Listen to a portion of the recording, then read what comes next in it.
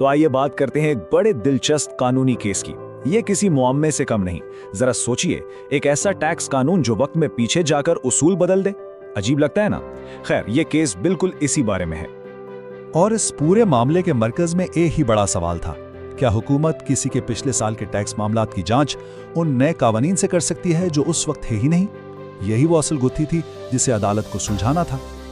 अच्छा, तो ये कहानी शुरू कहाँ से होती है? इसका आगाज होता है एक गैर मुतवक्के ऐलान से। टैक्स हुकाम ने ऑडिट के लिए कंपनियों को चुनने का एक बिल्कुल नया तरीका निकाला, एक कंप्यूटर लॉटरी। अब सुनने में तो ये बड़ा मुनसिफाना लगता है ना, लेकिन इस बज़ाहिर सीधे साधे तरीके में एक बहुत बड़ा मसला छुपा हुआ था।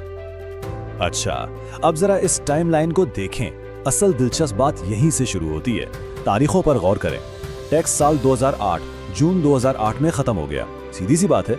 लेकिन फिर एक साल से भी ज्यादा अरसे बाद अक्टूबर 2009 में हुकूमत ऑडिट के कवानीन ही बदल देती है, और फिर दिसंबर 2009 में वो उन्हीं नए नवेले कवानीन को इस्तेमाल करते हुए कंपनियों का इंतखाब करते हैं। किस साल के लिए?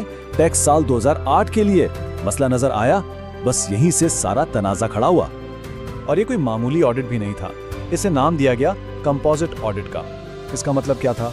मतलब ये कि वो एक ही वक्त में, एक ही कार्रवाई में इनकम टैक्स और सेल्स टैक्स दोनों की जांच करना चाहते थे। इस नुक्ते को जरा जहन में रखिएगा, ये आगे चलकर बहुत अहम साबित होगा।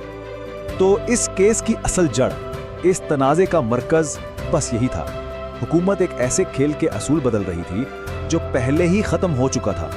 यहाँ ये तब्दीली बिल्कुल साफ नजर आती है। देखें, पुराने कानून के तहत, यानी वो कानून जो टैक्स साल 2008 के लिए लागू था, टैक्स अथॉरिटी ऑडिट के लिए किसी को सिर्फ केस टू केस की बुनियाद पर चुन सकती थी, मतलब एक एक करके। लेकिन नए कानून ने उन्हें अफराद की क्लासेस मुंतखब करने की इजाजत दे दी, यानी अब वो कंप्यूटर बैलेट के जरिए एक साथ कंपनियों का पूरा ग्रुप मुंतखब कर सकते थे।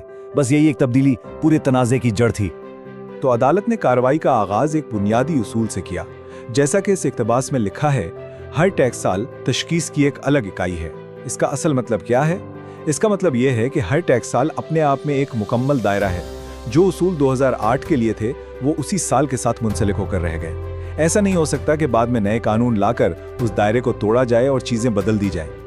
तो फिर अदालत ने ये गुत्थी सुलझाई कैसे? इसके लिए उन्होंने हकूक यानी राइट्स के तस्वुर का बहुत गहराई से जायजा लिया, खास तौर पर उन हुकूक का जो वक्त के साथ इतने पुख्ता हो जाते हैं, इतने मजबूत हो जाते हैं कि बाद में आने वाला कोई कानून भी इन्हें खत्म नहीं कर सकता। अदालत ने समझें कि हुकूक का एक 3 दर्जों का निज़ाम वज़ा किया। सबसे निचले दर्जे पर है महज हक, यानी बेयर राइट। ये बस एक उमूमी इम्कान है, एक ऑप्शन जो किसी के लिए भी मौजूद है। इससे एक कदम ऊपर है मुस्तहकम हक, यानी वेस्टेड राइट। ये वो हक है जो उस वक्त पक्का हो जाता है जब कोई शख्स उसकी बुनियाद पर कोई अमल कर लेता है। और फिर सबसे ऊंचे दर्जे पर सबसे ज़्यादा महफूज है माजी का और बंद शुदा मामला, यानी एक ऐसा काम जो हो चुका और पूरी तरह ख़त्म हो चुका। और ये जो इख्तिबास है ना, ये बहुत ही अहम है। अदालत कह रही है कि जब कोई मामला माजी का और बंद शुदा हो जाए तो उसका दर्जा मुस्तहकम हक से भी ऊंचा हो जाता है। ये कानूनी तहफ़्फ़ुज़ का समझ लें कि सबसे आला दर्जा है, इसे छेड़ा नहीं ला सकता। तो इस केस में टैक्स दहंदगान का मुस्तहकम हक क्या था? ये बहुत सीधी सी बात है। उनका हक ये था कि उनके 2008 के टैक्स साल के मामलात की जांच सिर्फ और सिर्फ उन्हीं कवानीन के तहत हो जो 2008 में मौजूद थे। बिल्कुल वैसे ही जैसे हमने पहले बात की, जब खेल खत्म हो जाए तो उसूलों की किताब पर ताला लग जाता है, उसके लिए नए उसूल नहीं लिखे जा सकते। तो इन तमाम कानूनी उसूलों की रोशनी में अदालत का हतमी फैसला बिल्कुल साफ और वाज़ेह था। सबसे पहले कंप्यूटर बैलेट पर फैसला गैर कानूनी। क्यों? अदालत ने कहा कि 2009 की कानूनी तब्दीली टैक्स देदागानों के लिए नुकसानदेह थी और किसी नुकसानदेह कानून को माजी पर लागू नहीं किया जा सकता। टैक्स साल 2008 के लिए हुकूमत के पास सिर्फ इनफरादी तौर पर लोगों को मुंतखब करने का इख्तियार था, पूरे ग्रुप को एक साथ चुनने का इख्तियार उस साल के लिए था ही नहीं। इसलिए ये कंप्यूटर बैलेट गैर कानूनी था। बात खत्म। अच्छा, और इस कंपोजिट ऑडिट का क्या हुआ? अदालत ने इसे भी गैर कानूनी करार दे दिया।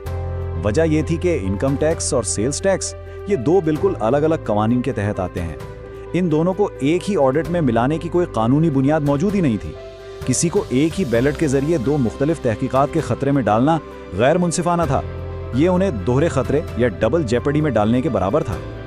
یہ فیصلہ صرف ان کمپنیوں کی جیت نہیں تھی بلکہ اس نے ایک بہت بڑا ایک دیرپا اصول قائم کیا جو آج بھی اپنی جگہ بے حد اہم ہے۔ اور اس پورے اصول کا خلاصہ ایک سادہ سے عدد میں کیا جا سکتا ہے، 1۔ اس 1 کا مطلب کیا ہے؟ عدالت نے یہ اصول قائم کیا کہ کسی بھی ایک ٹیکس سال کے لیے کسی ٹیکس دہندہ کو آڈٹ کے لیے صرف ایک بار منتخب کیا جا سکتا ہے، صرف ایک بار۔ ایک دفعہ نام آ گیا تو اس سال کے لیے بہت ختم، چاہے آڈٹ مکمل ہو یا حکام خود ہی کارروائی آگے نہ بڑھائیں، وہ اسی سال کے لیے دوبارہ اسی شخص کو منتخب نہیں کر سکتے۔ وہ معاملہ ماضی کا اور بند شدہ تصور کیا جائے گا۔ یہ آخری اقتباس سمجھیں کہ پورے تجزیے کا نچوڑ ہے۔ اس میں ایک بہت مضبوط پیغام ہے، قانون کو مستحکم ہونا چاہیے۔ شہریوں کو یہ بھروسہ ہونا چاہیے کہ جن اصولوں پر وہ آج عمل کر رہے ہیں، کل انہی اصولوں کو ان کے ماضی کے خلاف استعمال نہیں کیا جائے گا۔ اور یہ سب ہمیں ایک بڑے سوال پر لا کر چھوڑ دیتا ہے۔ ایک طرف حکومت کو اپنے قوانین پر عمل درآمد کروانے اور ٹیکس کی وصولی یقینی بنانے کا اختیار چاہیے، دوسری طرف شہریوں کو بھی انہی قوانین سے استحکام اور قابل یقین ہونے کی توقع ہوتی ہے۔ تو پھر کوئی بھی معاشرہ ان دو ضروریات کے درمیان صحیح توازن کیسے قائم کرے؟ یہ ایک ایسا سوال ہے جس کا سامنا ہر ملک کو کرنا پڑتا ہے۔ Legal Bridge LLP, your bridge to justice. Protecting your future every legal step of the way. Contact us today.